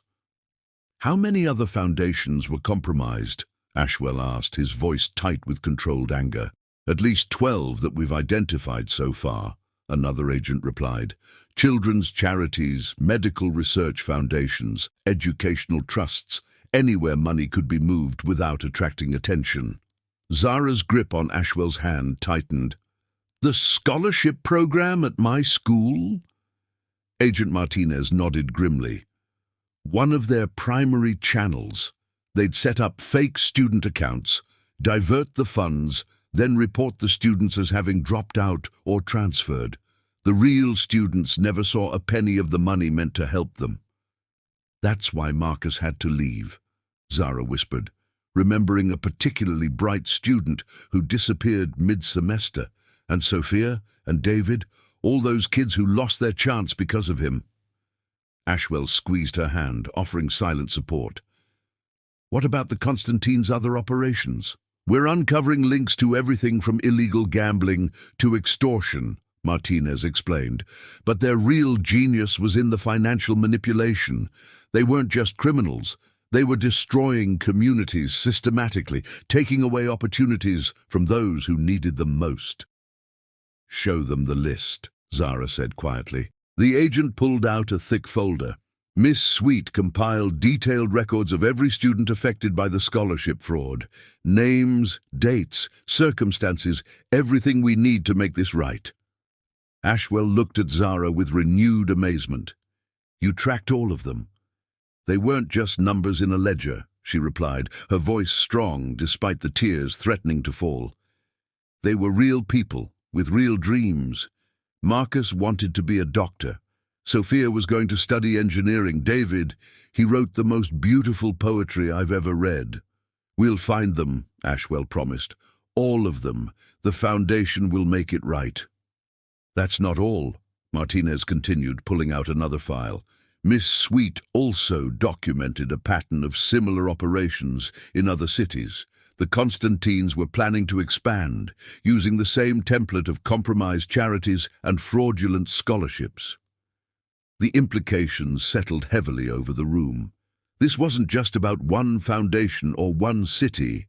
It was about a systematic assault on hope itself, targeting those who could least afford to lose it. "What happens now?" one of the lawyers asked. "Now we build our case," Martinez replied. "With Miss Sweet's evidence and testimony, we can shut down the entire operation. Mr. Simmons has already started talking, hoping for a deal. The Constantines won't be able to hide behind their legitimate business facade any longer." "And the students?" Zara pressed. "What about them?" Ashwell straightened in his chair. "The foundation will establish a special fund," he announced, "not just to replace what was stolen, but to expand our support. Every student who lost their opportunity will get a second chance, with additional resources to make up for lost time." The lawyers started taking notes, but Zara was looking at Ashwell with an expression that made his heart race. In her eyes, he saw the same passion for justice that had drawn him to her from the beginning. As the meeting continued, details were discussed and plans were made. The FBI would need Zara's continued cooperation as they built their case. The foundation would need to be restructured to prevent similar vulnerabilities in the future. But through it all, one thing remained constant: the connection between Zara and Ashwell, growing stronger with each revelation.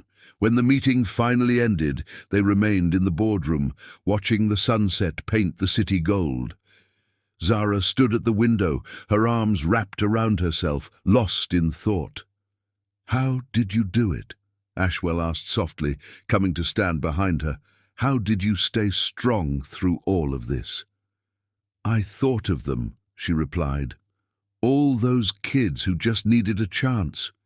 Every time I was scared or doubted myself, I'd remember their faces, their dreams, and then I'd think of my mother."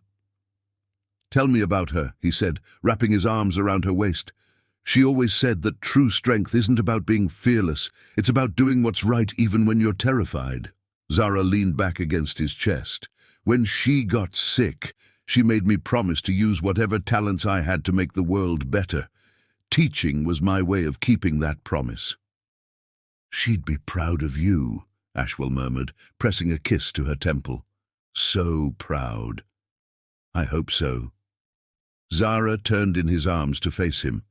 "There's something else you should know. Something I found in Andrew's records about my mother's illness." Ashwell's expression grew concerned. "What is it?" "The experimental treatment she was denied. The one that might have saved her." Zara's voice trembled slightly. "The money was there. The foundation had approved the grant. But Andrew, he diverted it, used it to pay off gambling debts instead." The pain in her voice broke Ashwell's heart.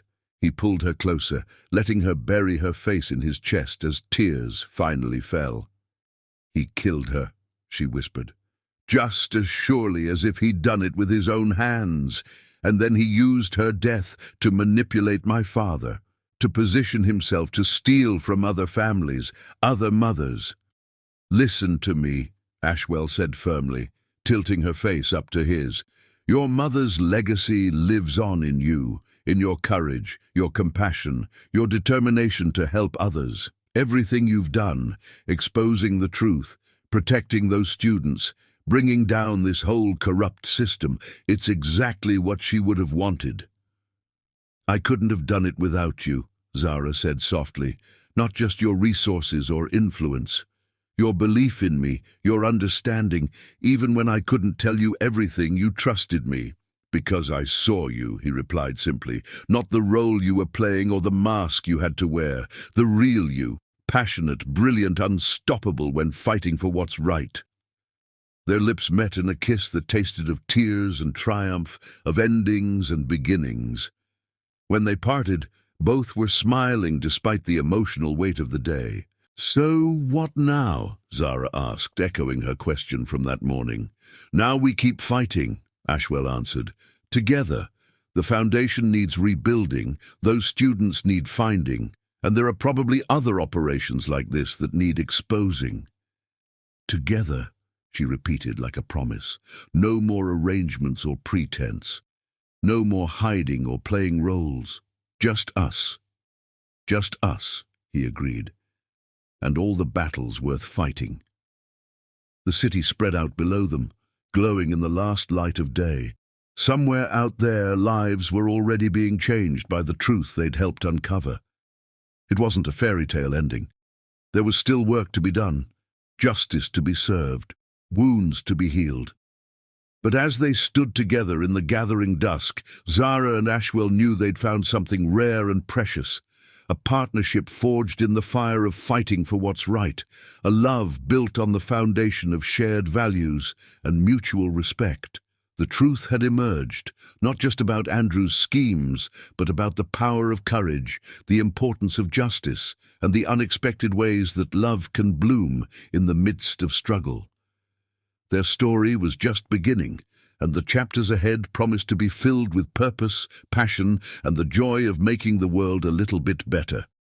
One battle at a time. Chapter 10. Healing Together. The school auditorium buzzed with anticipation. Sunlight streamed through high windows, catching dust motes that danced like stars in the morning light.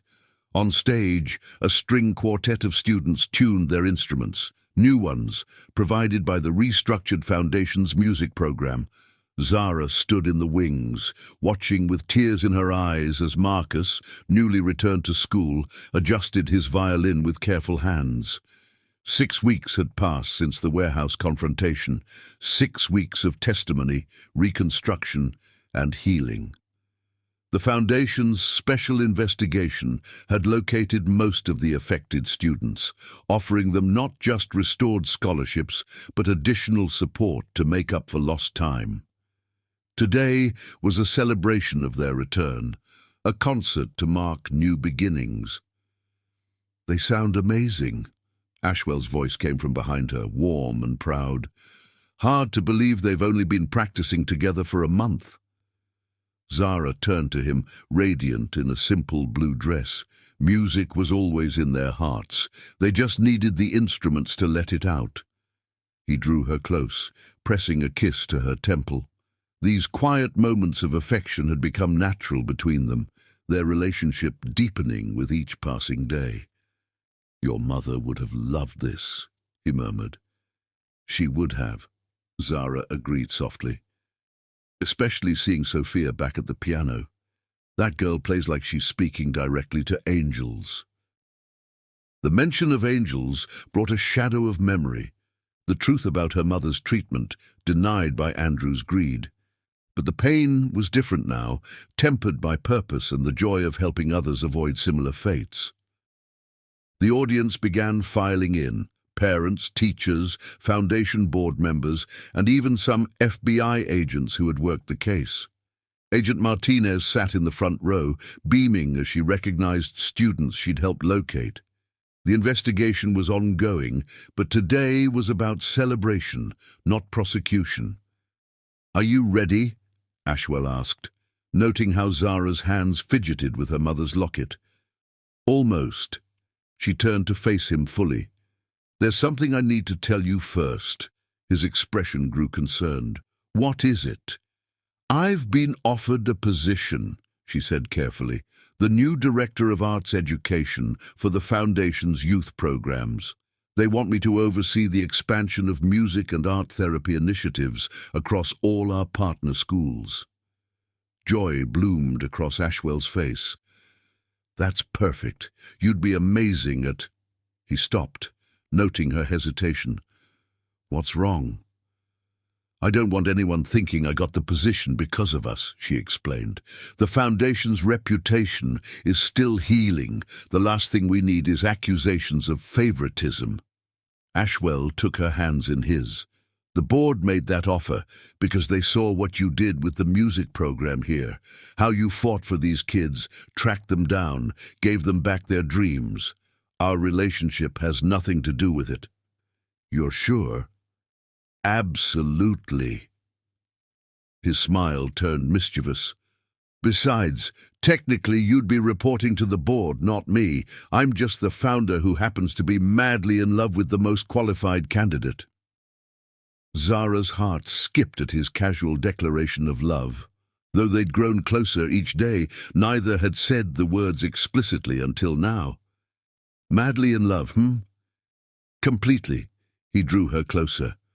"When I watched you piece together the evidence that brought down Victor's empire, I was impressed. When I saw you fight for justice despite the danger, I was amazed. But watching you with these kids, seeing how you pour your heart into giving them opportunities, that's when I knew I'd never love anyone else like I love you." Tears spilled down Zara's cheeks. "I love you too," she whispered. "Not the wealthy philanthropist or the powerful businessman, just you. The man who understands that true strength lies in helping others, who fights for what's right, who sees me for exactly who I am." Their kiss was gentle, but full of promise, interrupted only by the sound of someone clearing their throat. They turned to find Marcus grinning at them. "Sorry to interrupt," he said, not looking sorry at all, "but we're ready to start. And Miss Sweet, thanks for not giving up on us." Zara squeezed his shoulder as he headed back to the stage. Never. The concert was everything they'd hoped for and more. The students played with passion and skill, their music filling the auditorium with hope. When Sophia performed her solo piece, an original composition about loss and renewal, There wasn't a dry eye in the house. During the reception afterward, Zara moved through the crowd, greeting families and sharing in their joy. She overheard snippets of conversation about future plans. David had been accepted to a prestigious creative writing program. Marcus was applying to pre-med courses. Sophia had an interview with a conservatory. "This is just the beginning," Ashwell said as they watched the celebrations. "The Foundation's new structure includes safeguards against fraud. But more importantly, it has people like you making sure opportunities reach those who need them most." "We're not just rebuilding," Zara agreed. "We're creating something better, something that would make my mother proud." Speaking of building something better, Ashwell's voice took on a nervous quality she'd never heard before. "There's something I've been wanting to ask you." Before he could continue, they were interrupted by Agent Martinez approaching with a serious expression. "Sorry to intrude," she said, "but I thought you should know. Andrews agreed to testify against the Constantines. His full confession includes details about operations in other cities. This could help us prevent similar schemes across the country." The news settled over them, like a final piece clicking into place. Andrews' testimony meant closure, justice, and the chance to protect other communities from experiencing what they had. "Thank you," Zara said softly, "for everything." After the agent left, Ashwell turned back to Zara. "What I was trying to say, these past weeks have shown me what really matters in life. Not money or power or social standing, but the courage to stand up for what's right. The joy of helping others, the love of someone who shares your values and dreams." He reached into his pocket and pulled out a small velvet box. Zara's breath caught as he dropped to one knee right there in the middle of the reception. "Zara, sweet," he said, his voice full of emotion, "you walked into my office making a deal to protect others, and in the process, you showed me what true strength looks like. You fought for justice when it would have been easier to look away. You believed in second chances when most people would have given up. You taught me that real love isn't about grand gestures or social expectations. It's about standing together, fighting for what's right, and building something meaningful." He opened the box, revealing a ring that somehow managed to be both elegant and understated, exactly her style. "Will you marry me? Not because of any arrangement or obligation, but because I want to spend my life building something beautiful with you, fighting battles worth fighting, creating opportunities for others, and loving each other through it all." Tears streamed down Zara's face as she nodded. "Yes," she whispered. "Yes, to all of it." The ring slid perfectly onto her finger as applause erupted around them. Their private moment had drawn quite an audience, but neither of them noticed, too lost in each other's eyes and the promise of their shared future. From the stage, the quartet began playing again, a sweet, hopeful melody that seemed to capture everything they were feeling. Love, justice, healing, hope, all intertwined in a symphony of possibility. As they danced slowly to the music, surrounded by the joy of renewed dreams and second chances, Zara and Ashwell knew they had found something rare and precious. Their love story hadn't started with a fairy tale romance, but with the courage to fight for what's right, and that made it all the more valuable, all the more real. The foundation would continue to grow and help others. The music would play on, and their love, born in the midst of struggle and strengthened by shared purpose, would light the way forward into whatever challenges and triumphs awaited them. Chapter 11. Building Trust. The art gallery buzzed with excited conversation as donors and artists mingled beneath crystal chandeliers. This wasn't the same gallery where Zara and Ashwell had first connected over shared appreciation of emerging artists. This was something entirely new. The Foundation's arts initiative had transformed an abandoned warehouse into a showcase for young talent, particularly featuring works by students who had been affected by Andrew's schemes. Zara stood before a striking canvas, her engagement ring catching the light as she gestured to the bold brushstrokes.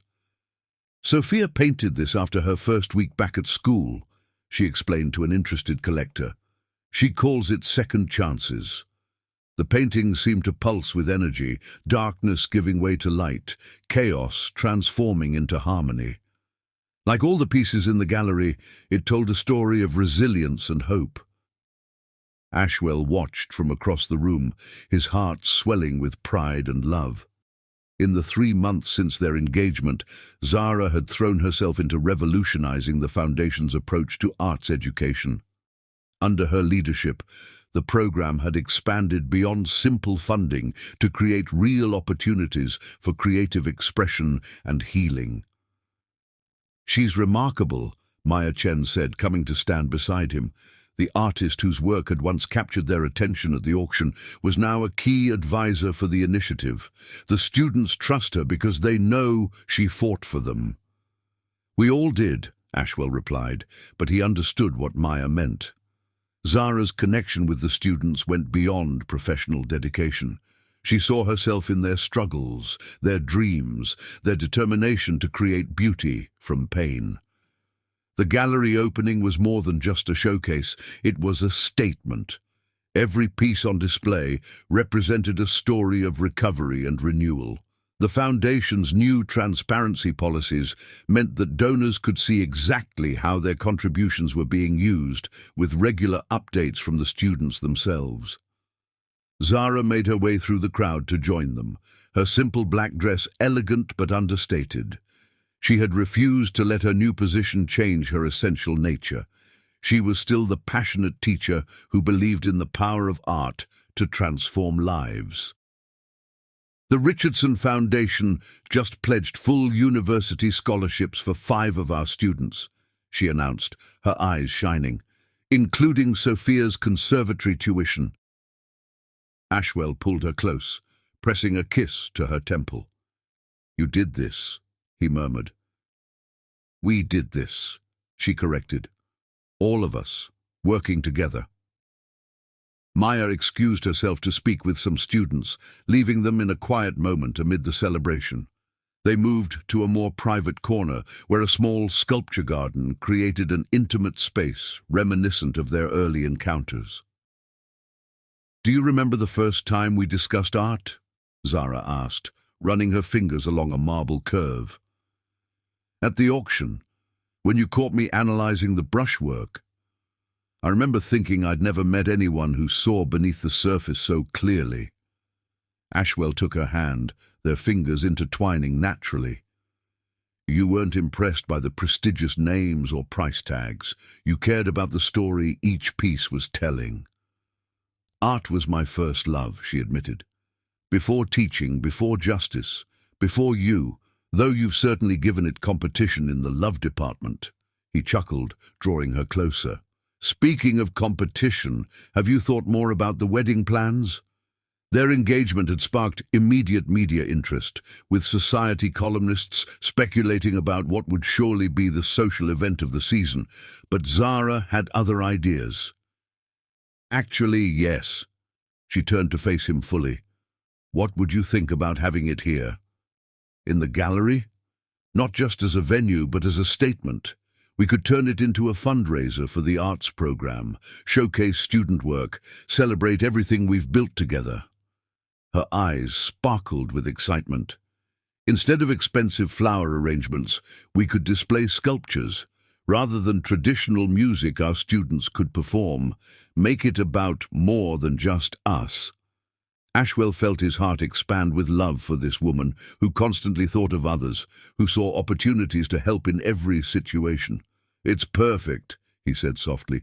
"Absolutely perfect." "Really? You're not just saying that?" "Zara."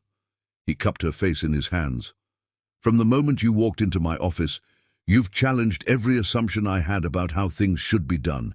You showed me that real change happens when we think beyond conventions, when we put purpose before appearance." Tears sparkled in her eyes. "I was so scared that day, she confessed. Not of you, but of failing, of not being able to protect the people who needed protection. And now look what you've built. He gestured to the gallery full of art and hope. You didn't just expose corruption, you created something beautiful in its place. Their kiss was sweet and full of promise, interrupted by the sound of teenage giggling. They turned to find a group of students quickly pretending they hadn't been watching. "Miss Sweet," one of them called out, "could you come look at my piece? The lighting isn't quite right." "Go," Ashwell said with a smile. "Your admirers await." But Zara surprised him by taking his hand. "Come with me. These students need to know that art isn't just about individual expression. It's about building connections, creating community." As they moved through the gallery together, Ashwell was struck by how naturally Zara balanced her roles. She was still the dedicated teacher, offering gentle guidance and encouragement, but she was also a powerful advocate, speaking confidently with donors about the importance of arts funding. And through it all, she remained authentically herself, passionate, compassionate, and unafraid to fight for what mattered. Later that evening, after the last guests had departed and the gallery grew quiet, they walked among the artworks together. Each piece told a story of transformation, not just of the students who created them, but of the foundation itself. "I had a meeting with the board today," Ashwell said as they paused before a particularly moving installation. "They want to expand the program nationally, create arts initiatives in communities affected by similar fraud schemes." Zara's eyes widened. "Really? That would be incredible, challenging, exactly what you've been hoping for." "All of the above," she laughed, then grew serious. "But it would mean more travel, more time away from home. Then we'll do it together." He pulled her into his arms. "That's what partnership means, right? Supporting each other's dreams, fighting the battles that matter, building something meaningful." "Together," she echoed, resting her head on his chest. "I like the sound of that." Through the gallery's windows, the city lights twinkled like stars. Somewhere out there, other communities waited for the kind of transformation they'd witnessed here. Other students needed the chance to tell their stories through art. Other battles for justice and opportunity needed fighting. But for now, in this quiet moment surrounded by beautiful proof of what was possible, Zara and Ashwell simply held each other. Their love had grown from something arranged into something real, something powerful enough to change lives and heal wounds. The art on the walls spoke of second chances and new beginnings. Their upcoming wedding would celebrate not just their union, but the community they'd helped build. And their future stretched out before them, full of possibilities and purpose. "I love you," Zara whispered into the peaceful quiet. "I love you too," Ashwell replied, his voice rich with emotion. "Every day, in new ways." They were building more than a marriage. They were building trust. Trust in each other, in their shared vision, in the power of love to transform lives. And that, they both knew, was the greatest masterpiece of all. Chapter 12. A New Beginning. The gallery had been transformed for the wedding. Student artwork filled every space, each piece telling part of their story. Sculptures replaced traditional floral arrangements, paintings served as backdrop to the altar, and the afternoon sun streamed through stained glass installations created by the Foundation's newest artists. Zara stood before a mirror in what had once been her classroom, now converted into a bridal suite. Her wedding dress was elegant in its simplicity, ivory silk that seemed to glow from within, much like the bride herself. Instead of elaborate jewelry, she wore only two pieces, her mother's locket and her engagement ring. Sophia, now a rising star at the conservatory, helped adjust the dress's flowing lines. "It's perfect," she said softly, "just like this whole day." Through the open window, they could hear the string quartet, all Foundation students practicing, The music wove together classical pieces with original compositions, creating something both timeless and new. Miss Sweet. Marcus appeared in the doorway, handsome in his tuxedo. "It's time." Zara took a deep breath, touching her mother's locket. In the months since that first arranged meeting in Ashwell's office, life had transformed in ways she could never have imagined. The Foundation's work had expanded nationally, helping communities heal from similar schemes. Andrew's testimony had led to the dismantling of multiple criminal operations, but most importantly, love had bloomed in the most unexpected place. The gallery's main hall fell silent as the music changed. Zara walked down an aisle lined with art that represented healing, hope, and new beginnings. But her eyes were fixed on Ashwell, standing beneath an arch of sculpted metal and glass that caught the light like captured stars. His face, when he saw her, made her heart skip. This wasn't the polished businessman she'd first met, but the man who had fought beside her for justice, who understood her heart, who loved her for exactly who she was. The ceremony was uniquely theirs. Instead of traditional readings, students shared stories of transformation. Their vows spoke not just of love, but of purpose and partnership. When they exchanged rings, the metal had been forged with small pieces of the warehouse key, a reminder of where their journey began. "Love," the officiant said, "is not just about romance. It's about choosing to stand together, to fight for what's right, to build something meaningful." These two have shown us that true love can transform not just two hearts, but an entire community. Their first kiss as husband and wife was met with applause and music, a student composition that soared with hope and possibility. As they turned to face their guests, Zara and Ashwell saw not just family and friends, but a community they had helped build. The celebration that followed was a testament to their vision. Instead of a traditional reception, the gallery became a showcase of talent and triumph. Students performed music and poetry. Art was auctioned for the Foundation's new initiatives. Stories were shared of lives changed and dreams renewed. Later, as they danced among the artwork that told their story, Ashwell held Zara close. "Happy," he murmured, "more than I ever thought possible." She looked up at him, her eyes shining. "Did you ever imagine that first day in your office that we'd end up here?" "I knew you were special," he admitted, "but I had no idea how completely you would change my world." "Our world," she corrected gently. "Everything we've built together." The music shifted to a piece they both recognized, the symphony they'd heard on their third night together. But this time, arranged and performed by their students, it carried new meaning. It spoke not of endings, but of beginnings. As the evening drew to a close, Zara and Ashwell stood before the gallery's windows, watching the city lights twinkle like promises. Behind them, their guests continued celebrating among the art that represented so much more than decoration. "You know," Ashwell said softly, "some people might say our story began with an arrangement." "But they'd be wrong," Zara finished. "It began with courage, with the determination to fight for what's right. And it led to love. The kind of love that builds things," she agreed. "That creates change. That writes new stories." Their kiss was sweet with promise and possibility. Around them, the gallery stood as testament to what could be built from the ashes of injustice. Beauty, hope, community, love.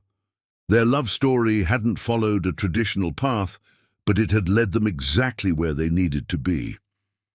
As they left the gallery that night, stepping into their future together, both knew that this wasn't really an ending at all. It was, as the chapter title suggested, a new beginning. There would be more battles to fight, more lives to touch, more beauty to create. But they would face it all together, their love strengthened by shared purpose and unwavering trust.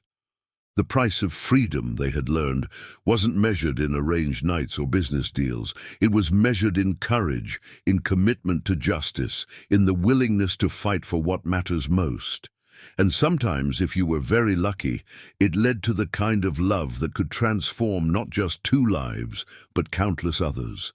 Their story would be told in the art that lined the gallery walls, in the music their students created, in the lives touched by their foundation's work. It would remind others that true love isn't about fairy tale endings, but about choosing to stand together, to fight the battles worth fighting, to build something beautiful from whatever life presents. And that, they both knew, was the greatest love story of all. Subscribe if you loved.